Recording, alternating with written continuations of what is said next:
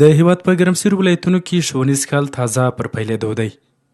د هلمند پوهنې ریاست مسؤلین خبر ورکوي چې دوی د سږ تعلیمي کال لپاره پر ښوونځیو څه کم 300,000 جلده کتابونه ویشي. د هلمند پوهنې ریاست د رئیس مولوي محمد عوض انصاري په خبره چې دغه تعداد کتابونه به په هغو ښوونځیو کې تر یوه حده اړتیاوې پوره کړي چې د کتابونو د نه شتون سره مخ وه. موږ الحمدلله سږ کال هلمند تعلیمي ادارو ته 2 او 8,918 جلد کتابونه توزیع کړي دي او هغه تر ټولو تعلیمي ادارو پورې رسېدلي. انشاءالله سږ کال به د شاګردانو د زده کړیز بهیر نورمال رواني، د کتابونو بخش کې به تر ډېره حده پورې انشاءالله ستونزه حل شوې.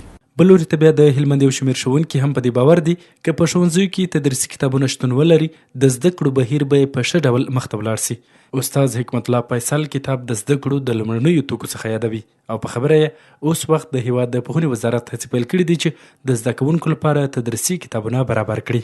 چې په درسي موادو په شتون کې بیا یو هم کتاب راسي که چیرې موږ او تاسې دغه ټول عناصر زده کوونکي، ښوونکي، درسي چاپیریال او درسي مواد ولرو، خو که چیرې کتاب ونه لرو زموږ دغه زده کړه به نیمګړې او ناقصه وي. نو ځکه دولتونه کوشش کوي چې لومړی د زده کوونکو درسي مواد پوره کړي چې په هغو کې یو هم د درسي کتابونه دي، تدریسي کتابونه دي.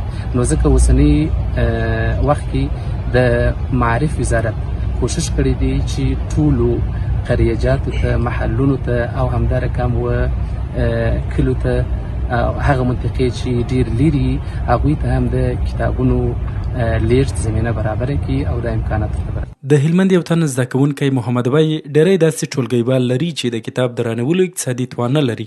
که چیرې دوی د پوهنې ریاست له لوري کتابونه ترلاسه کړي نو تر ډېره به یې د زده کړو په برخه کې ستونزې حل سي. کتابونه چې دي دا ځینې شاګردان سره چې کتابونه نه لري، کتاب توان طاقت وس نه لري چې راځي د دولت خوا ورته کتابونه ورکړي سي، هم د مصرف څخه او درسونه به منظم سي.